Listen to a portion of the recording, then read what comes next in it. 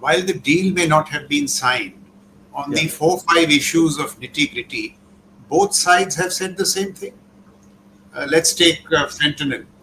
The Americans had put 20% tariffs Yeah. when the Chinese were sticky about fentanyl. Now Yeah. that President Xi has given some assurances, उसको 20 से 10 कर दिया और Yeah. rare earths ले ली. Soya bean is an assurance which the Chinese have admitted to. Farm products, energy from Alaska, chips negotiations. So why I'm saying it may be a reasonable success because both sides on the nitty gritty have said the same thing. That is one point I would like to make. However, while the weather may have improved, the long-term climate will certainly not change. And Right. in that, as Ambassador Sikri pointed out, not only TikTok, Taiwan didn't come up even for discussion. Right. And the acid test of G2 will be Taiwan, which is a very difficult thing. And I don't see on Taiwan either side making any concessions. And Right. here now it's this point about the climate. Here I've really been following this very carefully with interest because I think it's a real interesting relationship. In the long Cold War between America and the Dragon Bear, I don't think there is any fundamental change. Look at these choke points like rare earths, high-end chips. Those issues will remain. In fact, there the challenges are getting pretty, shall I say, they're getting acute. How? It appears to me that both the sides, they are heading towards different technological orders. Open Sure. AI is all about closed source. DeepSeek is all about open source. In fact, the Americans are reiterating, or the Trump administration is reiterating what Biden said. That bit about small yard, high fences. मतलब जो असली technologies हैं वो किसी के साथ share नहीं कर रहे हैं. और China is saying small yard, big world. They are saying we'll share technology with Africa and others, and they are doing it. So I think we are actually heading, or in this Cold War 2.0, technology is the frontier issue of, shall I say, conflict.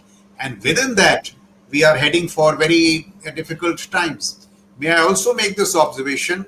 What Trump and MAGA know, and obviously they will not say it publicly, that in this fourth industrial revolution, which is all about AI, robotics, so on and so forth, China has got an unassailable lead. In the first industrial revolution steam, it was UK. 2 and 3, which was electricity and motor cars and all that, it was Edison and Ford, distinctly American. For the first time in an industrial revolution, the Chinese have got an unassailable lead. And here I don't think the Americans have many cards. So I think for this reason, Trump is very respectful of the Chinese, not only praising Xi, but saying that they are a very powerful country. And the key question is this, and I do not have a definite idea, but the key question is this. Overall, are the Americans pivoting out of the Western Pacific into their own spheres or pivoting in? Now, it could be either. In the Quantico gathering of the generals, which took place a couple of weeks back, day one was about signing loyalty questionnaires to Trump. I'm told day two was all about the American pivot to Indo-Pacific. They identified key areas where they have to, strengthen themselves against the Chinese. People say Trump is all about tariffs. He has bought warship production under the White House. He has announced a 175% increase for funding for long-range precision. He is the president who has upgraded their space and cyber commands to combatant command status. He is Yeah. doing a lot to strengthen the military. It could Yes. be that this pullback to the Western hemisphere is a brief pullback. He'll repair the military and come right back. Now, if that is the long-term game, then Trump is not as big a fool as we think. He's not merely transactional. It's not merely tariffs. And I have this strong hunch that that is the game. Because in the short term, he knows that in all these choke points, he has lost it. And the ability of the Chinese to scale up at the leading edge of technologies is unique. And here, in many of the areas like steel, cement, shipbuilding, car production, EVs, batteries, warship production, they are miles ahead of the United States. And that will take a lot of time and effort on the part of the Americans to, to draw level. And I've heard Trump on another show talking of going after this manufacture of missiles and all full steam. He's been talking of robotics to go after these missiles.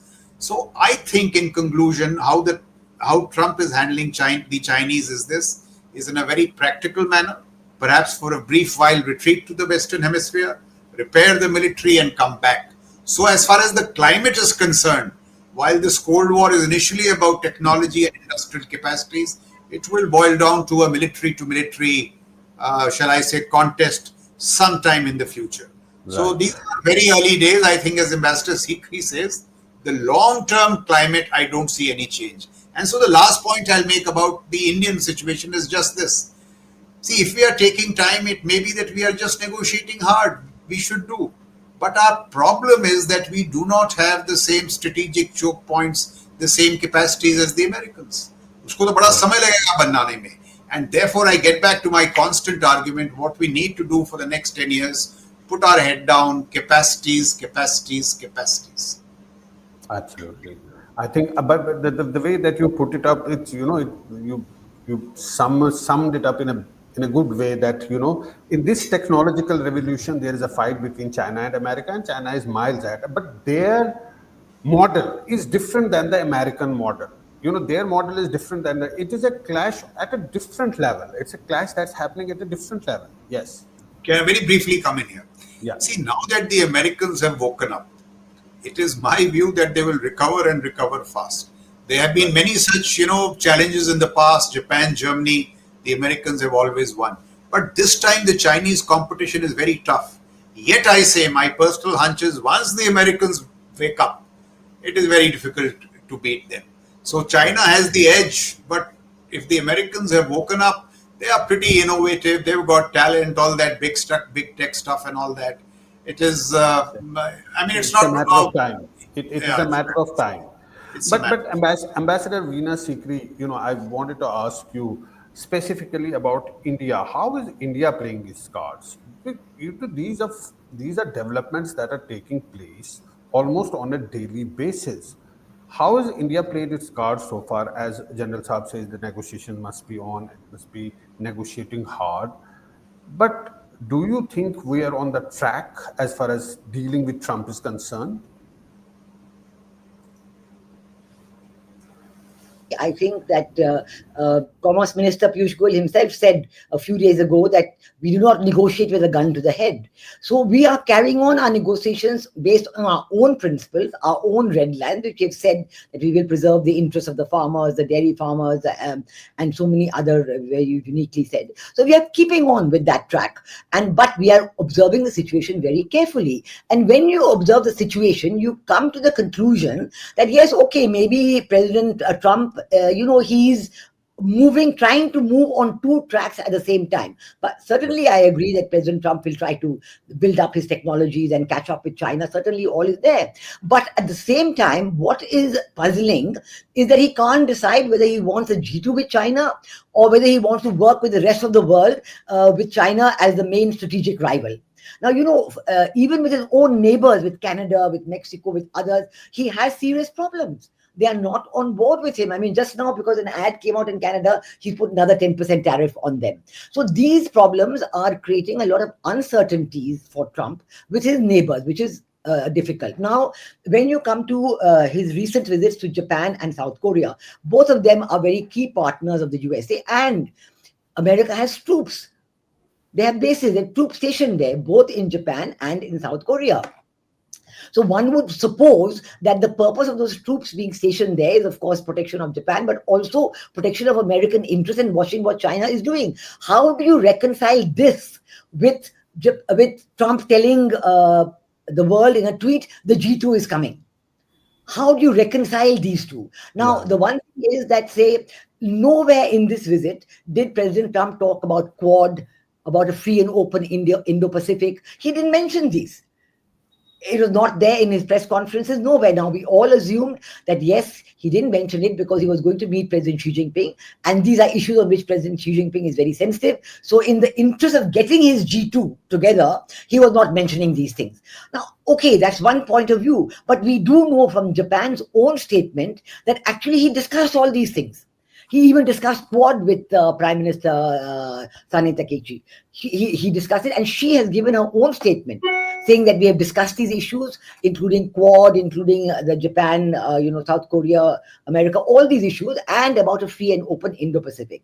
Now, when Prime Minister Takeichi is herself putting out the statement, obviously this has happened. So he is talking to President Xi Jinping about a G2, but talking to Japan and perhaps even South Korea about a free and open Indo-Pacific. It creates a kind of a two-track level of discussion and decision making. We do not yet know which track is going to prevail.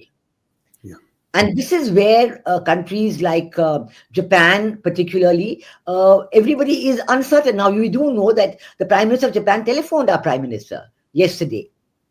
And she did that as a very, very special gesture. The moment that President Trump left Japan and moved on to South Korea, Prime Minister of Japan telephoned our Prime Minister. They had a 25-minute discussion. And it was definitely a telephone call focused on saying that all the issues which Prime Minister Modi had agreed upon, with former Prime Minister Shigeru Ishibe, before the new Prime Minister was appointed, all those are going to be continued. All the defense coordination, the defense cooperation, the technology cooperation, the economic all those are going to continue for the global strategic and comprehensive partnership between Japan and India. So these are all indications of another kind. That President Trump has discussed these issues. These issues are being discussed with India. So, this is, we have to take on board all these things, and we have to quite correctly go ahead with our Atmanirbharta, our move towards Viksit Bharat 1947. Touchwood, so far it is going very well. We've achieved 7.8% rate of growth, and I'm sure that's going to continue. IMF and World Bank themselves are talking about more than 6% rate of growth for next year. So I think that it's going well, but there are these issues that, as you said, the trade deal that we are going to work out. I think the 25% extra tariff certainly should go now, because there is absolutely no rationale for keeping that 25% special tariff, especially when neither Japan nor China nor anybody else has got it. So, okay, that goes. Now, when you come to the rest of the tariffs, those I think certainly are being negotiated. And I do think that our exporters are okay with minus that special 25% for export of oil, for import of oil from Russia. Other than that, it's fine. So we do expect that we will have a good trade deal with America, perhaps by the end of November, as was the original time frame. But of course, we do know also that right now there's a government shutdown, and so there's not many people whom you can talk to, and there are those problems. Maybe there's going to be a trade team coming to India very soon. All these uncertainties are there, but basically, if the trade deal comes through, I think, and we do know that all the other activities between India and USA are continuing full steam. There's been no slowing down on any of the other activities and programs of cooperation, whether it is critical and emerging technologies and so on. So it's fine. I think we are doing all right on that. But of course, we are keeping a very sharp eye on all these, different movements and so on. And we do know even with Japan and with South, there's no written deal.